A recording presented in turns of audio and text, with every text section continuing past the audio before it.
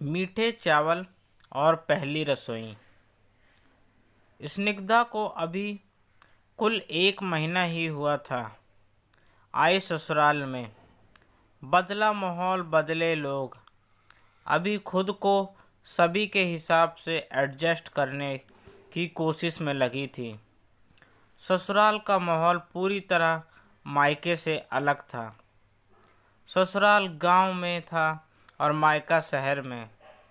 ससुराल में कई लोगों का परिवार एक ही घर में रहता और मायके में एकल परिवार, सिर्फ माँ, पापा और भाई बहन।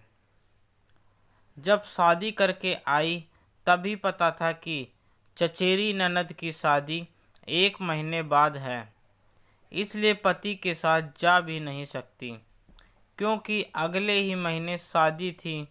फिर जाकर वापस आना किसी को सही नहीं लगेगा। खुद स्किंदा भी यही चाहती थी। इस समय वो सभी की जान समझ लेगी। 1 महीने बाद सभी रिश्तेदारों की भीड़ फिर जुटी। शादी में स्कंदा को बहुत मज़ा आ रहा था। सभी काम में बढ़ चढ़कर हिस्सा ले रही थी। सभी उससे खुश भी थे। एक दिन मेहंदी की रस्म के बाद सभी औरतें बैठ के बातें कर रही थीं। स्कंदा रसोई से सभी के लिए चाय लेकर आई। महाराज जी रसोई में थे, लेकिन स्कंदा सभी को अपने हाथों से परोस रही थी। बुआ जी के हाथ में चाय का कप दिया तो बुआ जी ने मुस्कुराते हुए कप ले लिया और स्कंदा की सास से बोली, भाभी, अब तो स्कंदा रोहित के पास चली जाएगी। यहाँ तो रसोई का कुछ ना कर रही है, लेकिन वहाँ तो इसे ही करना होगा। तो पहली रसोई वाली रस्म भी करा दो। आजकल शुभ मुहूर्त भी है। हाँ, सही कहा आपने जीजी, ये तो करना ही होगा। अच्छा याद दिलाया, कल हल्दी का दिन है। कल सुबह ही पहली रसोई की रस्म कर ही लेते हैं, स्कंदा की सास ने कहा। हाँ भाई, हम भी तो देखें हमारी देवरानी जी हमें क्या खिलाती हैं और कितना स्वाद है इनके हाथों में। एक कुटिल मुस्कान होठों पर सजाकर जेठानी बोली तो जैसे स्कंदा का सारा आत्मविश्वास ही डोल गया। शायद इसलिए उस कुटिल बुद्धि जेठानी ने यह बात कही भी थी।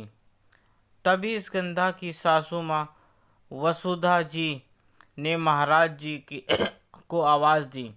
महाराज जी आए तो बोली, महाराज जी, कल बहू की पहली रसोई, तो आप कल रसोई में मेहमानों को चाय नाश्ता देने के बाद हट जाइएगा। और हाँ, कल चने की दाल की पूड़ी, गुड़ के चावल, सब्जी, पुलाव, कलौंजी, रायता बनेगा। आप बस सामान की तैयारी कर लीजिएगा। जी बहू जी, जैसा आप कहें। स्कंदा को पहली रसोई की बात सुनकर हाथ पांव फूलने लगे। जानती सब थी, लेकिन इतने सारे लोगों के लिए बनाना, और ससुराल है, कहीं कोई गड़बड़ हो गई तो, ये सोच उसका फूला सा चेहरा मुरझा सा गया।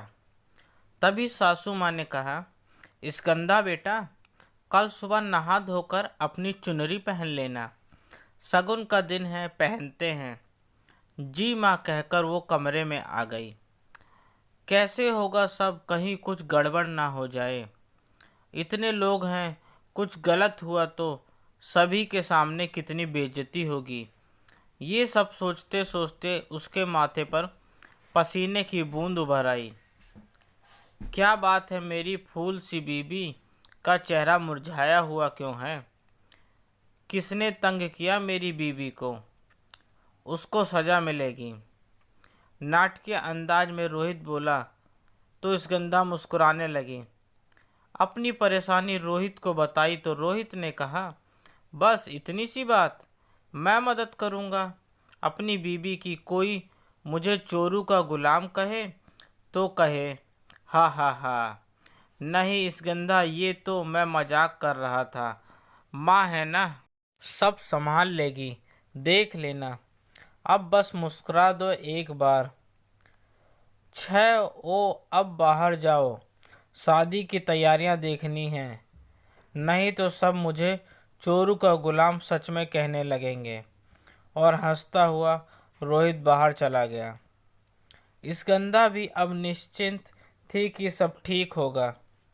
अगले दिन सुबह जल्दी उठकर तैयार होकर माँ के कमरे में गई तो सासू माँ बोली, बेटा चाय नाश्ता कर लें और जा मीनल के साथ बैठ, कल को ब्याह की चली जाएगी, फिर मैं रसोई में बुलाती हूँ। जी माँ कहकर वो अपनी ननद के कमरे में चली गई। लगभग 1.5 से 2 घंटे बाद धनिया बुलाने आई, भाभी चलो आपको बड़ी अम्मा बुला रही हैं। स्कंदा के तो जैसे कदम ही नहीं बढ़ रहे थे। रसोई घर के पीछे एक बड़े से आंगन में थी। एक रसोई का कमरा और खूब खुली जगह, औरतों के पंचायत की जगह ही थी। एक तरह से वो आंगन की तरफ बढ़ी तो उसे खाने की खुशबू सी आने लगी। अंदर आंगन में झांका तो देखा सभी औरत लगी हुई थी खाना बनाने में।